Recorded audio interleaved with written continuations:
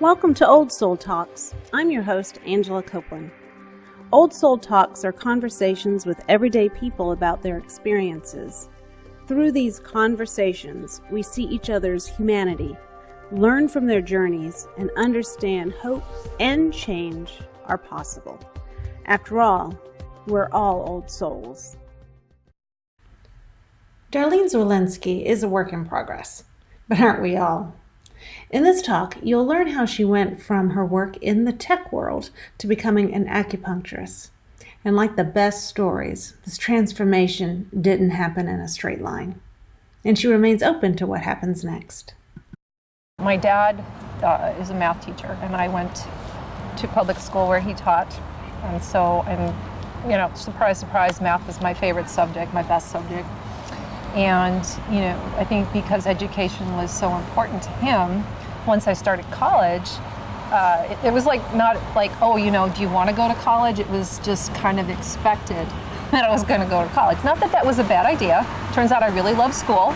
If it was free, I would probably still be working on some kind of degree. But so here I am in high school, and I don't know what I want to be when I grow up. But, as many students even now, they test you when you're in 11th grade, the counselors do. Yep, and then they bring you into the little room, and Mr. Gagliardi, my dad still sees this man today because they meet his retired teacher group. I told him, please tell Mr. Gagliardi. He gave me advice that I followed because he says, he comes and he gives me the test and he goes, all right, so it says here that, number one, teacher. And I'm like, I'm kind of this rebellious, independent spirit, right? And even though I love my dad, I'm like, I kind of want to do my own thing. So I thought, what do you got? What else you got? So then he goes, next up, he says, how about nurse? Now, mind you, back in 1976, they don't say doctor to a woman, they say nurse, right? And nurses back then, did all the work that CNAs do now, right? Mm-hmm. And I thought, first thing that came to my mind is like, no, I don't want to change bedpans. I don't like gross stuff. And so I don't think I could do that. And he's like, all right. I go, what else you got? And he goes, here, how about computer programming? I'm thinking, never saw a computer. Didn't know what one was like. Had no clue what this would be about. But I thought, wow, okay, I'm good at math. Okay, that's what I'm going to study. So that's what picked what I went to college for. So that's how that path started. All right, then. Her interest in alternative medicine came from a very personal place, wanting to help her son.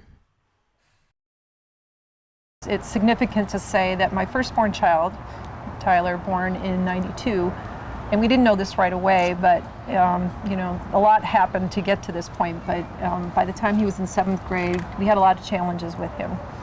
All right, preschool. I put him in a first preschool. One of my friends put all her kids in this little Methodist school, preschool, and she's like, oh, it's great, it's wonderful. I'm like, okay, I'll send Tyler there. By the end of the term, I'm surprised he lasted that long. They kindly asked me to find another place for my son. And why was that?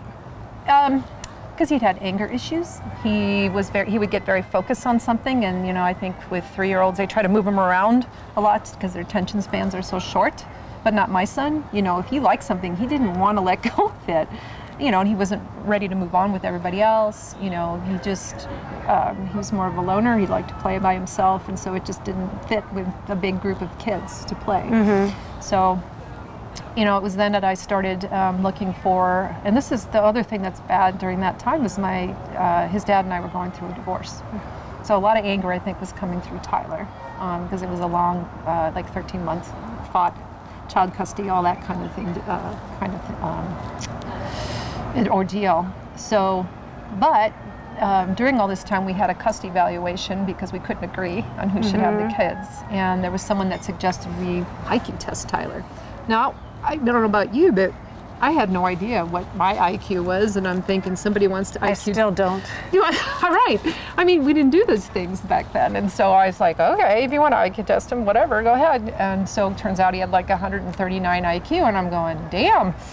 So I thought, well, maybe he needs a different kind of school. So I found him a gifted and talented school, private school with small classes, thinking maybe this would be a better deal for him. He could manage better. And so I did find that.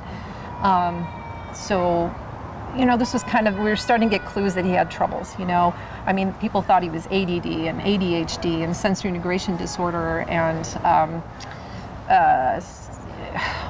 I don't know, social anxiety disorder. I mean, all kinds of things people tried to throw at me. I have a stack like this of evaluations, and I would always be, first parent-teacher conference of the year, I'd go in there, I'm like, oh my God, what is going to happen? I mean, the record was 5th grade. I got a call 10 days in. That was the record, fast, Like, he had referrals, he got suspended, he just had a lot of problems, just going along with the class.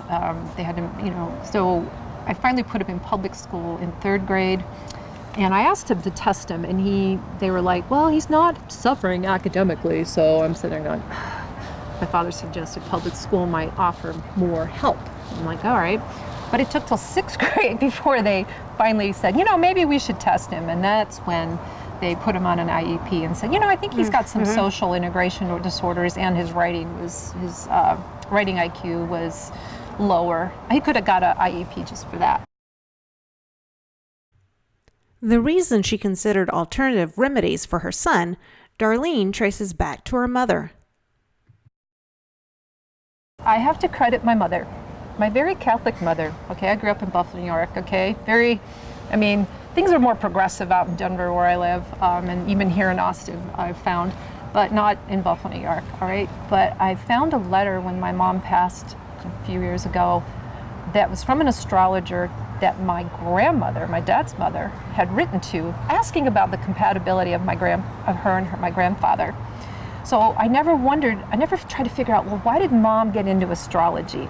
Okay, I see it was from my grandmother, her mother-in-law.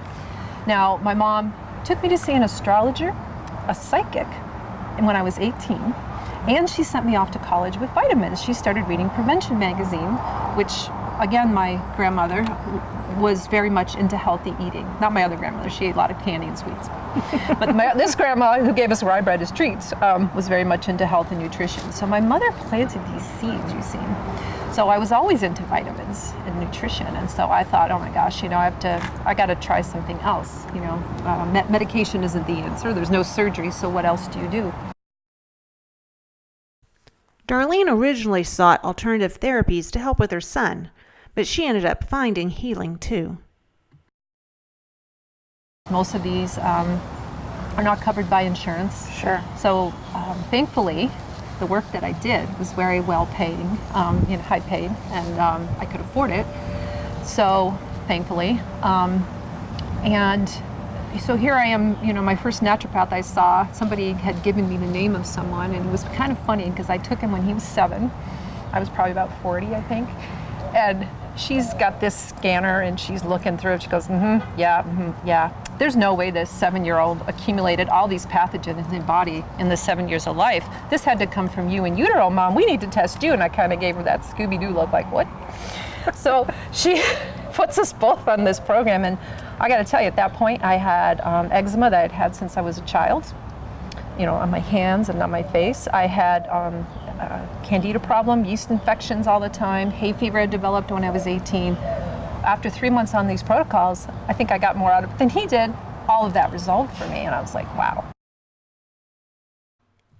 Leaving technology and changing careers came in baby steps. One of those steps started with a bad date. So the big flip came in 1999. All right, now this is a funny story. You're gonna love this, okay? So I went camping with some friends of mine at work, the Lost Wilderness. It's a Friday night, we're all sitting around the campfire, and one of the guys says, I've got this, I was single at the time, not dating anyone. I know this guy, his name is Daryl. He's kind of looks like Fabio, he's got long blonde hair. He does custom woodworking, and he's kind of into that metaphysical stuff like you are. I'm wondering if you want to meet him. I'm like, all right.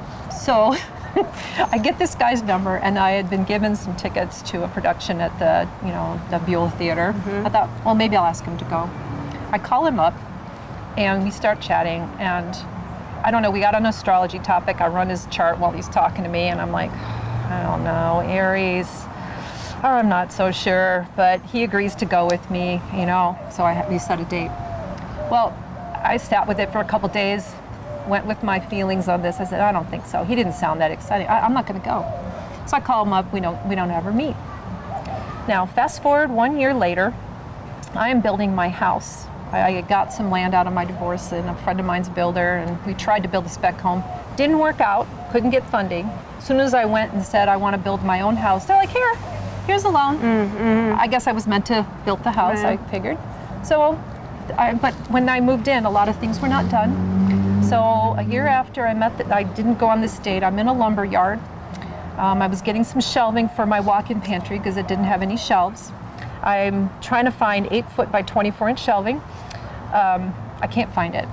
And I'm like, and my kids are 5 and 7, so they're not much help right now, okay? And it's just me and my 4Runner. I'm trying to get this. It's gonna rain. I'm trying to get it loaded so it's, I can, because I gotta hang it out the back window. And I'm like, I can't find this 8-foot. So I'm loading all this 6-foot in, and my son Tyler walks over to the other side of the lumberyard. Mom, is this what you're looking for? And I'm thinking, and just at that moment, this man comes up and asks me if I needed any help. I'm like, would love some help. So we unload, he helps me load it all in. He goes, so what are you doing this for? I said, I got the pantry, blah, blah, blah. He's like, well, if you ever need some custom woodwork done, here's my card. So I get in the car and I look at this card, I'm like, his name is Daryl. He had long blonde hair. I'm like, no. This is the guy I was supposed to go on a blind date with. Wow. I meet him randomly in the lumberyard a year later, and I'm thinking, oh my God, I can't not call this guy. I have to call this guy. I'll make something up. I need a mantle for my new fireplace, whatever. So I call him up. He comes to my house, and I'm like, do I tell him I met him before I was going to meet him? Do I not? I couldn't, because I'm too excited. I have to. I tell him. So much like I ran an astrological chart on him that year ago, he comes in. I've never heard of this before, okay? And I get into a lot of different kinds of things besides astrology, called RAYID, R-A-Y-I-D, and it's about looking at eye patterns for personality traits, not the health, the iridology. Right, which that I know. I've heard of that. Yes. The iridology. Okay. Some man named Denny, he studied with Denny. He had the book with him and a magnifying glass. Now, mind you, I don't know this guy. I let him into my house, and I'm very trusting, too much. I've had to learn how to, shut that down a little bit because I'm so trusting.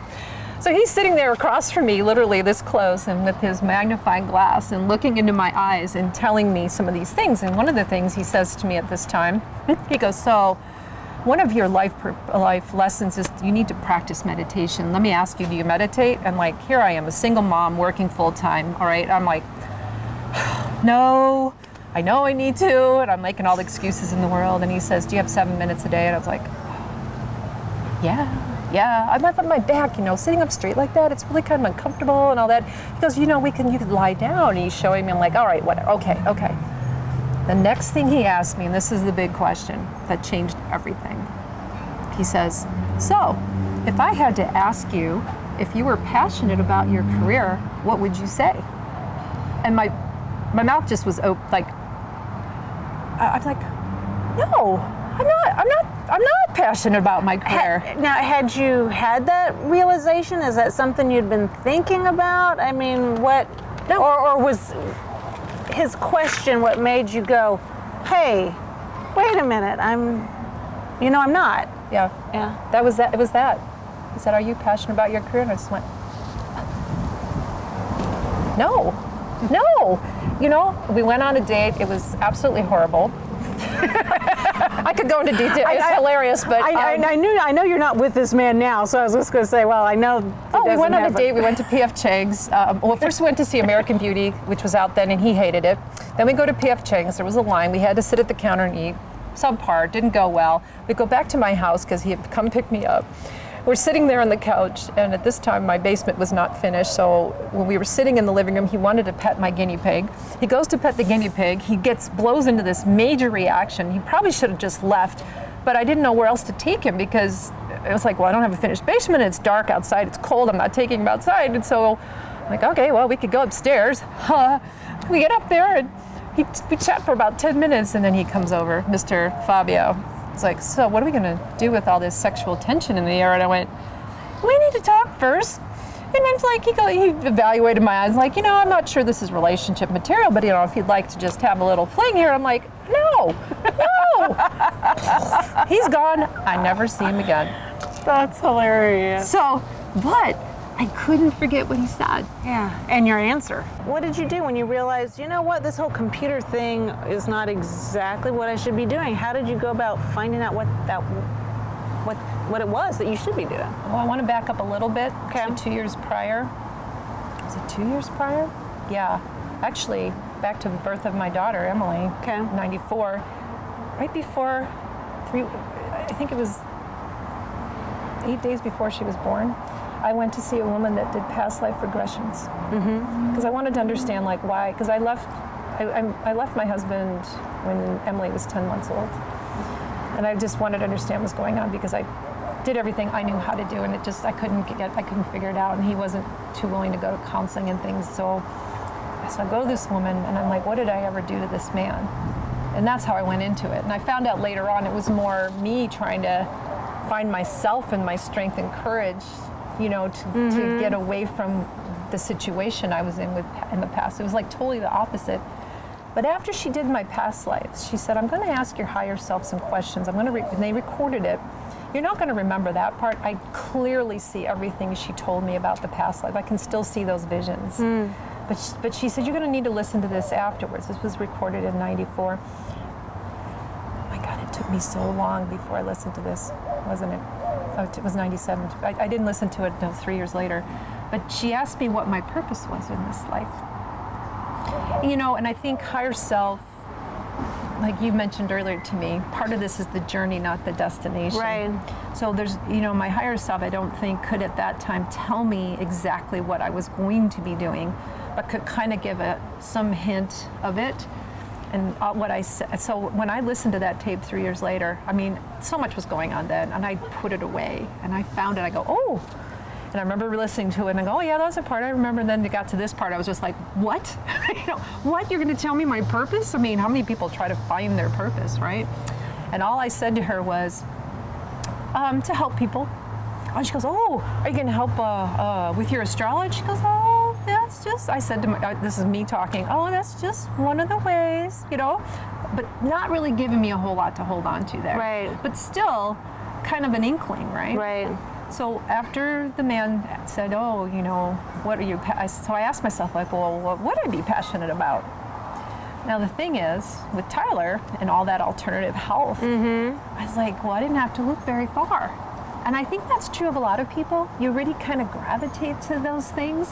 Yeah. Those are the things you enjoy doing, the things that fill you up. And I thought, well, first I thought about buying a vitamin cottage, but I found out you needed about $750,000 in the bank. And I went, I don't have that kind of money, so scratch that one. So I did that first, looked into that, and then I thought, well, I'm reading, and I was reading a lot about holistic medicine. So I thought, well, and here I am, though, a full-time single mom. I don't have any family helping me out in town, Right. So I don't have a lot of time. So I decided to do some distant learning, perhaps, naturapath. And I couldn't just quit my job and go to Bastyr to become, a naturopathic physician either. Right. My kids are here and I can't take them away from their father, and there wasn't a naturopathic school in Denver. So I started with some guy in Hawaii, I can't even remember the name. I think I did 4 courses with him, and then I kept having people say to me when I said I was doing it, they were like, oh, are you doing it with Clayton? I'm like, no. And when, after 4 or 5 people say that to you, you go, maybe I ought to be doing this through Clayton. And so I did. I switched to Clayton in 2001 and graduated in 2005 with a doctorate of naturopathy. So then I thought, okay, I got my degree. I set my business up, Winsong Holistic Health. It was inspired by an artist, Amy Stein, that I bought her print from at the Castle Rock Arts Festival one year. Okay. It's still hanging in my wall in my office as today. I just thought it was pretty. It's a woman on a horse. She looks just kind of free and, powerful. So I thought, well, I can maybe do it out of my home. My kids were maybe in middle school, not quite enough on their own that I think just leave them. And I tried it, and it was a disaster. I just couldn't manage it all, keeping the kids. So I gave up, I said, forget it. I'm not doing this. This was 2006, okay? And you had completely left behind your computer job at this point. No. You were still doing that too. I had a $2,700 mortgage payment, Angela. Okay. I'm like, I was like, I have my castle in Castle Rock, seriously. Right, it was yeah. like 2.3 acres on the ridge, and I'm like, I can't leave my job. All right. This was after hours, weekends kind of thing. Okay. Yes. So, and it's hard to get that rolling. Marketing is huge, and that I got to tell you, I do everything in my business. I do all the accounting, I do the website, I do everything, but I don't like marketing. And so that's my least favorite thing, and you need that to let people know. So I gave up in 2006. 2007 rolls around, and a number of things are going on. So the big thing that happened, my mom was taking care of her mother, who was near end of life, and her mother and it was really stressful because she's the oldest daughter of 5, and she leaned on my mother a lot, and it was really taking its toll on my mother. My grandmother, and so by this time too, beginning of 2007, I decided, you know what, screw this. I'm going to go get an MBA, and I'm going to climb the corporate ladder, because they always were putting me in leadership roles at work. They liked me. I'm doing a great job. I'm just going to do that, right? So I enroll at Regis for my first MBA class, which was really awful, by the way. It was all about Excel and learning everything about Excel and probability and statistics and number crunching, and I was just like, I was hating it, okay? But it was 13 hours a week, even though it was at home learning. So in the middle of it, my grandmother passes. And I didn't go home for my other grandparents' funerals, but my mom, I wanted to support her. So I went to Buffalo for that. So that kind of made, it threw a wrench in my studies, trying to recover. And then a month to the day after she'd passed, my mother at 69 had a major stroke. Like she was in a nursing home for 2 years, couldn't go home until then. That derailed me. I had to withdraw from the class, okay? So, and I must have, my daughter, I remember her saying to me, Mom, when are you gonna not cry every day? So this was May of 2007. I cried every day for probably 6 months, because my mom was like my rock. She was my best friend. Even though she was away, I probably talked to her almost every day. Right. So I had that rug pulled out, and then at the same time, there was a man who I worked with from India, who became fascinated. This is about this time I was like really amping up my spiritual path pursuit, and had come to a conclusion that, maybe Kriya Yoga, Kundalini Yoga path. I even thought maybe I should go to an ashram in India. Okay, not practical, because I'm a single mom. I can't just like abandon my children. And it's like, it's not going to happen, right? So what happened is India came to me. And so this man shows up, and we get, that he's like the lead of this team that I had to recruit and build. Okay, they recruited me to build this India team. And he just kind of starts throwing things out at me, little breadcrumbs about his background. I find out, he's obviously an IT guy, but he's a naturopath. He's a Kundalini yoga master, and he's a Reiki grandmaster, and plus he can see energy. And so one day he says to me, if you can meditate every day for, 2 weeks, I will initiate you into Kundalini yoga. I was like, whoa, it's like, wow, this is huge, right? So by and by, we end up in a relationship after my Kundalini rising. That's another story. But it's just, that year was just so powerful in so many ways. So many things were happening. And so he was like, we need to get you back into your naturopathic, and I'm going to help you. Oh, wow. So he helped me go and seek out, like every naturopath I'd been to used some kind of biofeedback machine. So we went and got demos from all kinds of different machines. I selected a machine. He went with me to Utah to train on that. He helped me find my first office in Castle Rock at a yoga studio there by the McDonald's back there. Angela's from Castle Rock. That's right. So it wasn't the best scenario, but it was a place to start. Yeah. So in 2008, I opened up my first office. After becoming a naturopath, Darlene added other modalities to her practice, including body talk and NAET. by and by through this process, okay, I've gotten little pushes in different places. So I was seeing this one spiritual counselor. She's a really cool lady. She's like older. You go in there and you tell her what you want to know about, and she just sits there and goes, okay, anything else? No?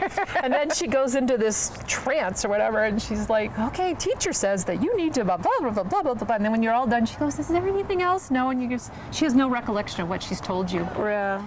So, you know, felt like most people in this line of work seem to have more than one dimension to their modalities, not just maybe the traditional naturopath. They have other things that they tend to add on. And when I went to see her, she goes, oh, that's just your first level of healing. It's your foundation. I'm like, okay, you know, There's I go back. More. I go, well, it gets better. I go back to her, and she said, she kept saying that. I'm like, look, what do I need to do?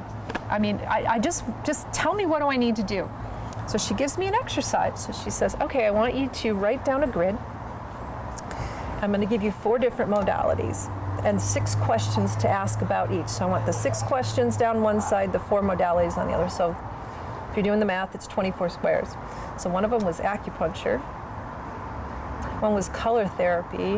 One was some sort of like body work. I forget what the 4th one, but all kind of in that energy worker vein. And then like, can I afford it? You know, the time commitment. Right. She says, I want you to meditate on each square, one a day. And when you get the answer, yes or, you know, if this is a yes or a no, cover it up. And at the end of the 24 days, then I want you to read them all across and cover them back up. And then the next day, I want you to read them all down. And by that time, you'll know you'll have your answer. So I'm like, great, I have a plan. So I was excited about this. And she was right, because at the end of that, in August of, about summer of 2009, I found Body Talk. Yeah. Which was because I went to the Friends networking, so I was supporting a friend who was speaking at a networking group. And when I went to the networking group, I found the ISEAM conference, which is all about combining science and energy. I'd never heard of these people. I go to this, and everywhere I look, there are brochures for Body Talk. I get a demo Body Talk session. She does a little bit of tapping and a little bit of kinesiology, and she finds an emotional issue that I'm struggling with, brings me to tears, does some tapping, and I'm like, what is this magic that you just did? So, I mean, I immediately immersed myself, and like in 4 months, I'm a certified Body Talk practitioner. And then I had lots of people telling me about something called NAET, which is a natural form of allergy elimination. It's called naturapath's allergy elimination technique. I mean, this stuff happens to me. It just, people keep talking about it, and it gets in my face. When I first heard it, I'm thinking, oh, this is a leap. It's all energy work to change someone's brain and nervous system response to an allergy. So I go back to this lady. I would see her once a year. I go back to her the next year, and I'm all, you know, feeling pretty good about this. And she says to me, oh, that's all your foundation. You know, there's a 2nd level of healing. And I just wanted to just slap her, but she's a sweet old poet. She's adorable, you know. So this is frustrating to me, because I'm thinking I'm doing what I'm supposed to be doing here. So what time is this now? Oh, so I'm still building. You know, the practice is going well. And at work, I got to tell you, the job that I had for the last 10 years of my career, pretty cushy. I could do my job in 20 hours a week. We only worked till 2:30 on Fridays. They paid me well. They gave me raises. It was amazing. Right.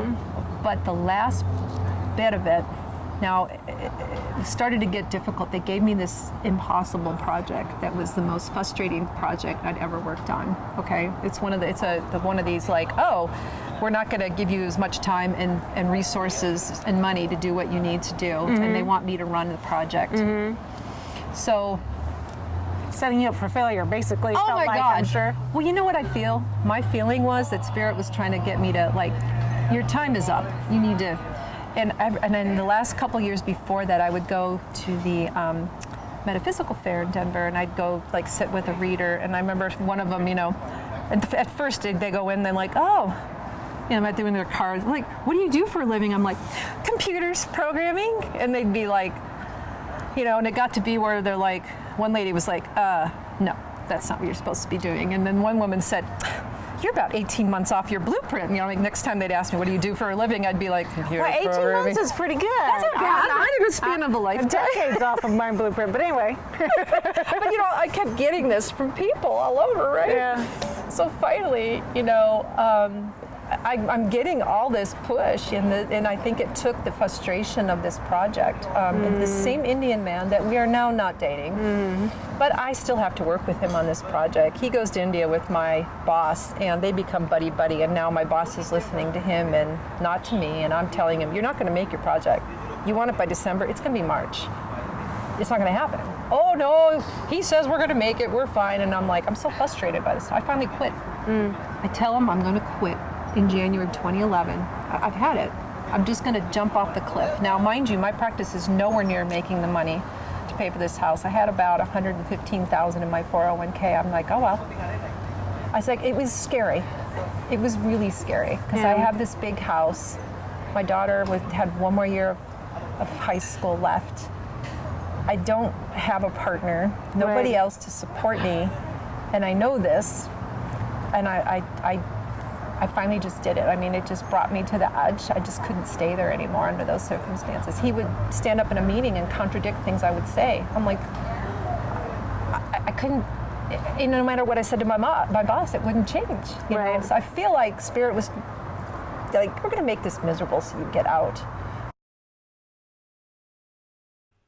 She eventually left behind her computer job.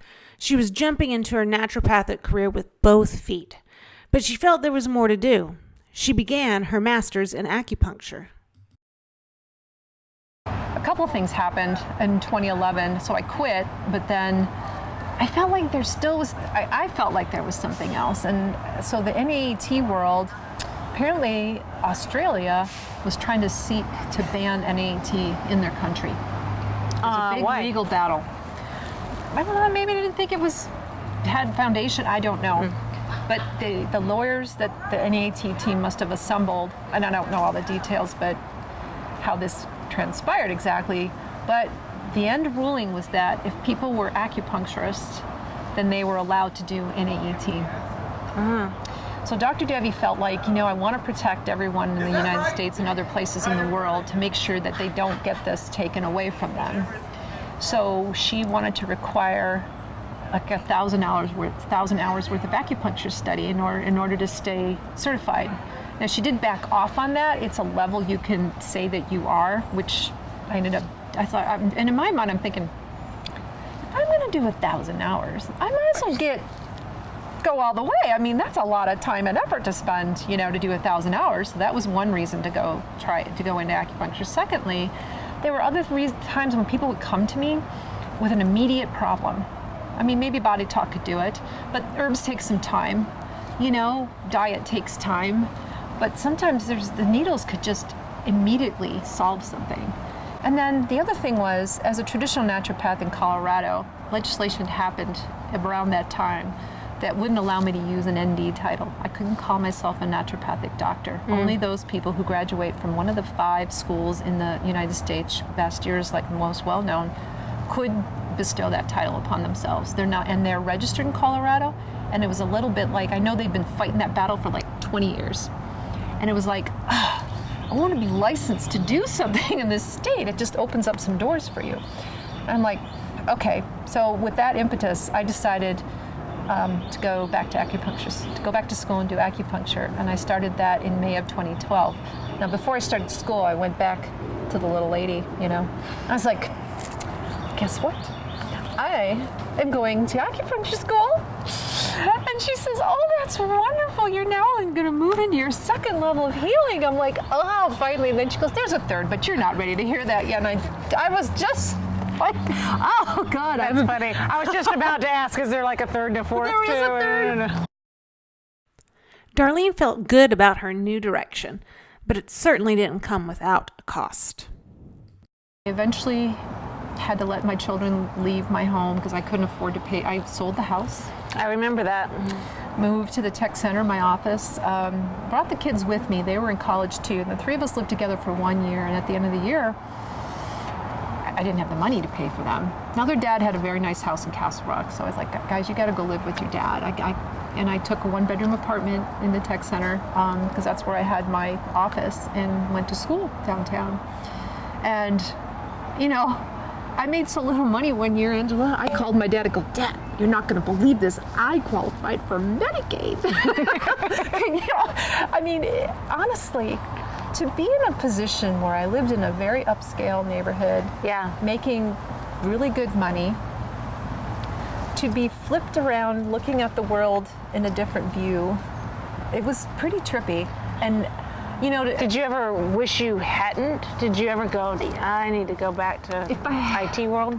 The only thing I would have changed is I would have waited a year to quit my job until Emily graduated, so I could have sold the house and not had to pay all those mortgage payments from the 401. That would have been smarter.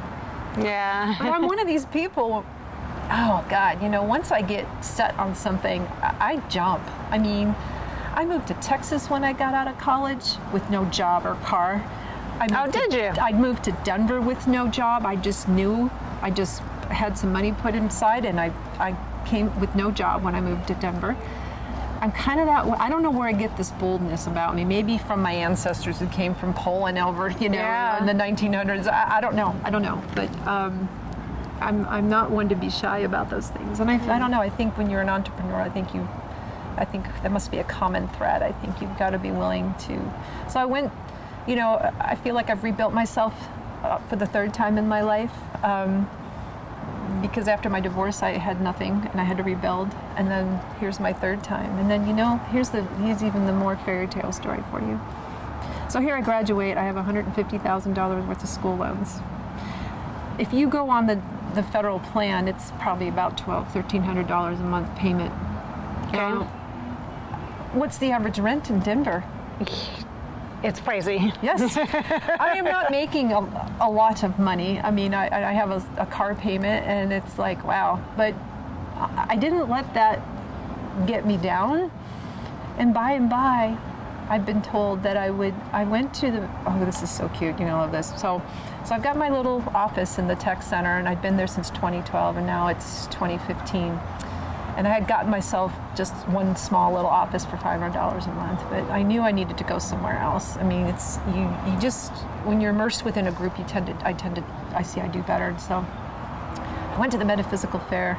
This is where I get some of my knowledge and I feel like, you know, there's different ways you can get messages from people to kind of help you get alert to some of the things that maybe are floating around there and I'm just missing. Yep.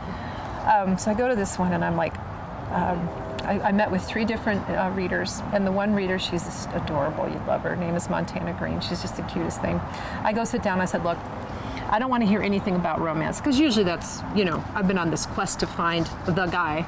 I said, look, I don't want to hear about romance. I just want to hear about business. I need to know where to move my office. You know, it's like I want to go find the place and build the practice and not have to keep doing all this jumping around. So she's like, okay. And it's so cute because she says, I just see you going. And eventually I'll tell you, I went to school and found a posting on the board. It was in the same office complex, just the next building over. That's how I found my next location of office. So she was right about that. But in the middle of this, she goes, I know you didn't want to hear about romance, she said, but there's this amazing guy that's going to come into your life next spring, and he's going to have a very big heart. And she goes, and he's even going to want to take care of you financially. And I started crying because, like, my first husband was so tight with the money. And here, and my husband has said to me, you know, just make your practice what you want it to be, as busy as you want, or because I make enough to take care of us both. And I'm just like, I mean, to have that come into my life, I feel like after years of the struggle that you've been going through too financially. Someone told me, and I wish I knew where I got this from, but someone told me when you are on path and you're in your purpose, you cannot fail. I even tested that theory. I had some exit exams at school, and I'm like, I'm not going to study. Everybody else is studying frantically like crazy because because it's a 3-year program. At the end of the year, you have to take these exams or you can't progress. Right. I was like, I'm not going to study. I passed them all the first time. So, I mean, obviously people that come to see you can get benefit, right? They have a problem, you help them solve their problem. So is like problem solving something that was always kind of fun for you? I mean, even in school, did you like puzzles to figure it out, and deductive reasoning and stuff? I mean, do you see kind of in the past how... I love puzzles. Yeah. My family does puzzles. My father, who's 82, still does puzzles. Okay. I feel like I take after him a lot in the way my brain works. And when computer programming, it's all logic and trying to solve a problem. It's problem solving. So I love it, making order out of chaos and trying to put things together. I mean, I look at things and try to see pieces. So it's like a detective and yes, a problem solver. Yeah. Because there's a lot of pieces. I mean, there's sometimes I'm writing 3 pages of paper, taking in someone's story. But to try to put it all together, run my scan on that machine and try to figure out what can I do and what should I work on in that first 30 days so that they start to feel better. But maybe even if it is a 6-month process, but I want them to find some benefit in that first 30 days. As a healer, Darlene learned she needed to set boundaries. You know, we all have our life lessons. Like, for instance, I mean, I spent a lot of time working on boundaries, setting boundaries. I think because when you're a healer, you easily want to help and sacrifice some of yourself to help people. And I've had to learn when to, put those up. I mean, I had an 82-year-old lady that would just send me questions and just like a commentary and emails, and she would try to run the session. I finally had to send her an email. Here's what we're going to do in each of these contexts of these sessions. And then she goes, "Oh, I'm so glad you laid that out. You should do that for all your patients." I'm like, "Well, I don't have to usually, but I didn't say that to her. But understand, but every now and then one will come along because I'm a very easygoing person and passionate person. So if I see somebody that's in dire need, but I try not to do that anymore and sacrifice myself. Darlene sees fear as a tool to help her move forward. I think in any part of your life, when you feel yourself resisting or going into fear, I think is a great message to you to pay attention of areas that maybe you need to work on. Like the marketing piece or standing up in front of people and talking. So I try to use those things as tools to help me grow and expand who I am on my soul's journey, because I know that I have as much to learn from my patients as they do from me. Learn more about Darlene's wellness practice at windsongholistic.health.com. See more of my work at angelakcopeland.com and follow me on both Facebook and Instagram at Angela K. Copeland. Thank you for watching this edition of Old Soul Talks.